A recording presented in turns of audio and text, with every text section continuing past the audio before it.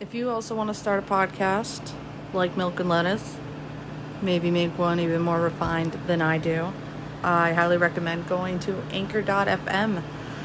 It's free. You do not need to pay them anything. You can have them publish it.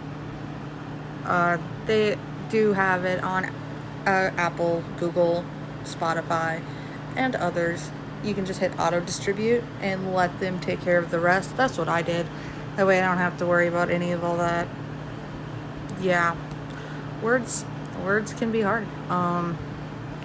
But yeah, it's totally free. You can make money. There's no minimum listenership required. There's many different tools all right there. Download the free Anchor app or go to anchor.fm to get started. And please send me your podcasts. I would love to listen to them. Thank you so much. Thank you to you, the listener, and to Anchor FM for being the new home to Milk and Lettuce.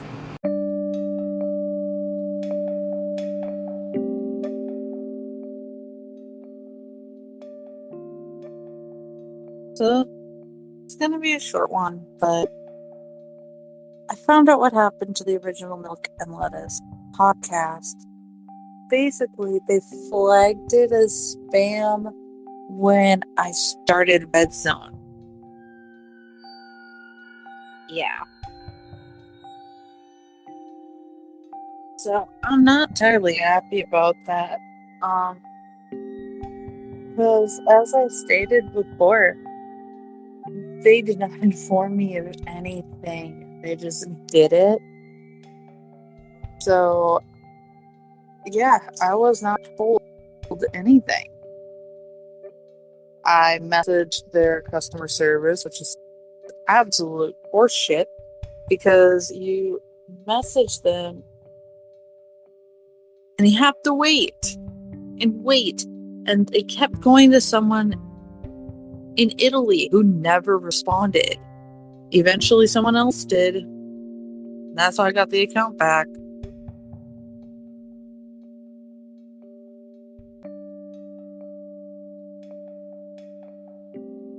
I just took a med that started dissolving in my mouth. That was gross. But yeah, I will be re-uploading all of my old episodes because, one, they're my episodes. If they try to come after me, no, sweetheart, you took my shit down for no reason. It's mine. Go fuck yourself. But yeah. And two, I'm posting here now. So I will just bring all of my old episodes over. I'm debating on if I'm gonna upload the one that I had. There was one I had about my relationship with a narcissist. On one hand, I've said this before, and maybe in one of my re-uploads, but I took it down because I kind of came across really angry. But at the same time, I was just reading a list of like 53 or 54 different things to know about a narcissist. So I do feel like that list was helpful, but at the same time, I feel like I might have been a little angry. So I don't know. But I digress. Once again, will be re-uploading all of my old episodes. Fuck it, I'm gonna re-upload that one. It was episode 6. Episode 7 was not around very long at all. I think it was up for like a day. I'm not sure. But yep, keep an eye out for all of my re-uploads. And I will see you on the flip side. I guess. I don't know what I'm talking about anymore. Anyway. Hello, and welcome back to Milk and Lettuce, the podcast where I just ramble nonsense for 5 to 15 minutes. I haven't decided that. This app I'm using only has a 15-minute limit, so anyway, this time I'm going to kind of talk about depression. This might be triggering, probably. I am going to talk about self-harm as well, so maybe don't continue listening if you're triggered by that. Anyway, I ramble. Yay, rambling. Anyway, okay.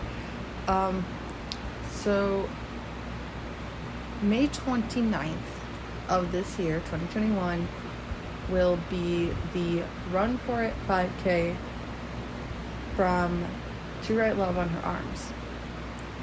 I first heard about To Write Love on Her Arms when I was about 14 or 15. I think I was 15. I believe I was in 10th grade. Which means it was super new at that time. Like, it came out in 2006.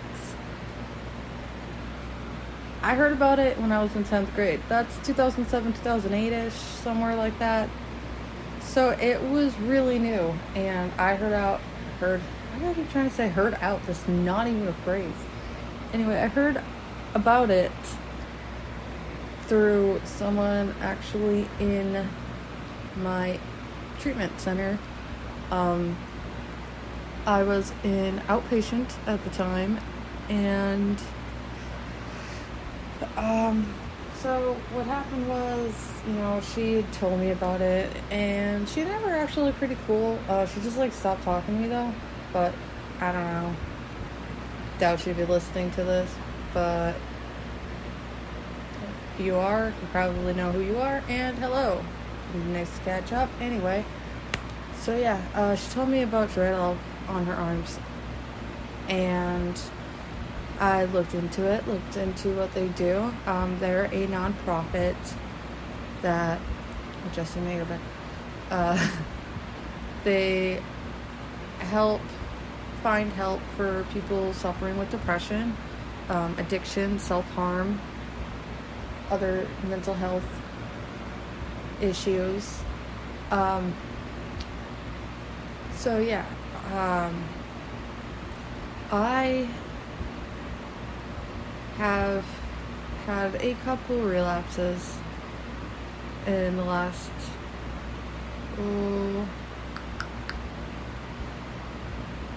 I want to say 2010 was the last time I intentionally hurt myself, during my days of cutting. I have a couple times since then, but nothing as severe, nothing long lasting. I have very noticeable scars on my left wrist due to, self-mutilation. And it's not something I talk about ever. And, those scars are well over 10 years old. They've healed very well. They're very light.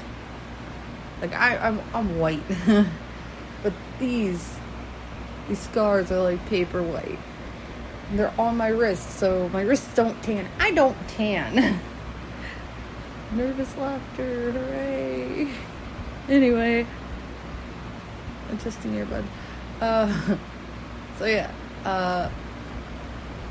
they're not ever really like noticed. In fact, like, not my most recent job. The job before that, I worked in nursing. Like, it was winter when I got this hoodie, and I wore the hoodie all the time, but I still had the sleeves pulled up because it got too warm sometimes, and it's a nursing field. You're gonna get warm. So, and besides that, my scrub shirt was short-sleeved, obviously. Even when I've worked in fast food and such, it's always been short sleeves. So, like, it's never mentioned. Granted, when I did the most noticeable scar, when that one happened, I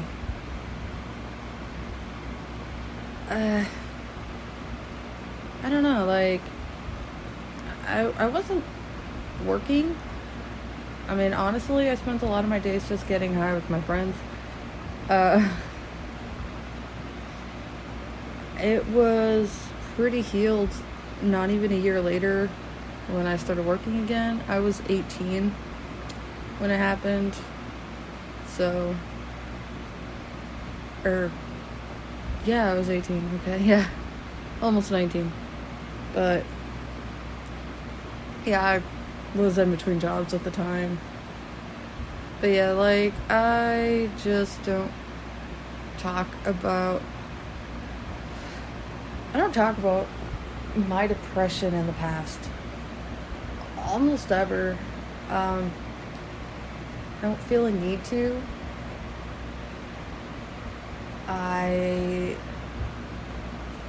don't know, like, I feel like I've moved on so much in my life since then. I became a parent. I ended up getting married, then later on going through a divorce. It's ongoing.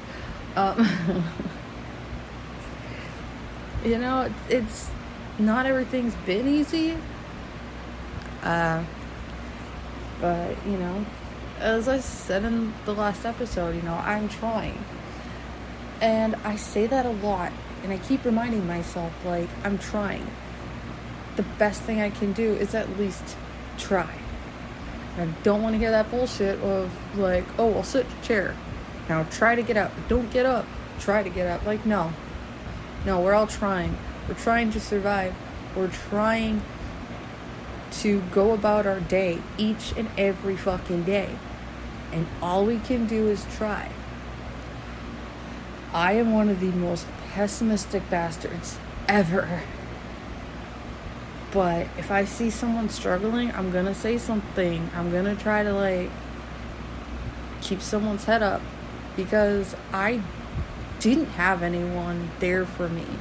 And I still don't. In fact, I'm more alone now than I was 10 years ago. But,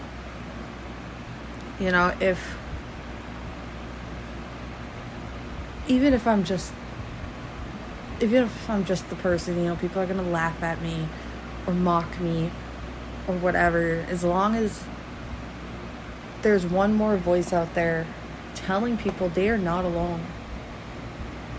Like, I got my Linktree. In there is my Discord server. You can come in, say hi to me, talk to me, vent to me. I'm terrible at giving advice, but I sure as shit would rather bullshit with someone who is thinking about taking their own life or doing something regretful rather than someone throwing everything away way too soon. And, like, this shit got really dark. I don't like this. Anyway, but seriously, the whole reason I started this one is because I wanted to say I'm going to be participating in the To Write Love on Her Arms 2021 Run for It 5K. I am going to be doing so with my significant other and my 3 kids. Plus I have 3 kids. And they have given me more of a reason to survive than anything else. Literally anything else. Between my kids and even my cats. I have 3 cats. I have my fat boy, who anytime someone's depressed, he like instinctually knows. Don't know if I used the right word. I don't know if that was even a word, but he just knows. And he will forcibly come onto your lap and make you pet him. And it's one of the cutest damn things ever. And I love him so much. He's my floofy fat boy. I have 2 other cats. They're both female. One of which, she was my dad's cat. She lived with someone I thought was a friend. And she's like, I can't keep her anymore. She's pissing on everything. I took her. She did no such thing. So I don't know how that came. I've had her for a couple of years with me because I told the person I was with at the time, I'm like, I'm not letting her go to the vet. She was my dad's cat. I don't give a shit if we get in trouble for having her. I'm taking her. She's just going to be with me and that's it. And that's how she came into my household. And she's been with me since. The other cat, she was a stray. When I first saw her, she was barely able to walk. Then she started getting, because she's very skittish and scared, she started running, which I think gained her strength back. She had something wrong with her back legs. Like, we think she might have got hit by a car, or maybe the kids in the neighborhood that bullied her hurt her. We don't exactly know, but we've had her for about 2 years, and she's doing fine. She and my fat boy sleep on my son's bed. Or, sorry, my daughter's bed. The other cat sleeps on my son's bed. Yes, but all my cats hate each other, which is hilarious. They will hiss and growl at each other, but they will never fucking fight. Are you guys just that old and lazy that you're just gonna like, no, get away from me? I'm not gonna do anything though. Except for my fat boy. He'll like sometimes paw at the girls, but he doesn't claw. And that's just what he does.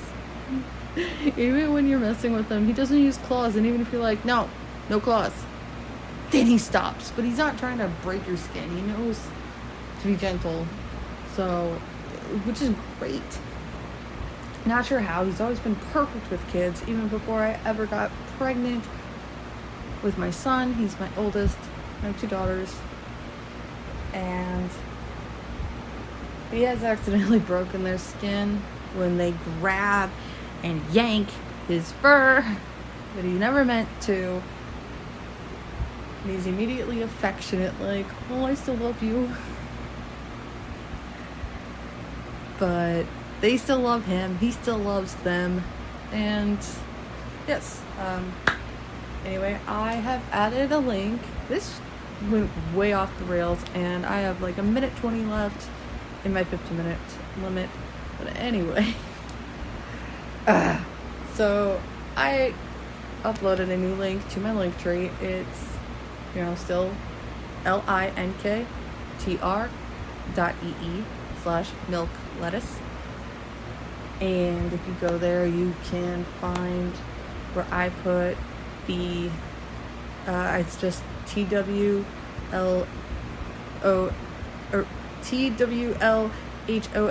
To Write Love on Her Arms. It's a Google form. If you want to donate to my team or join my team, it's a virtual run. You can do it anywhere you are. Just map out your run somewhere in 5K, which is like 3.1 miles or something. I don't remember offhand. But yeah, you can join our team, run yourself. I'm walking. I'm asthmatic. I don't run.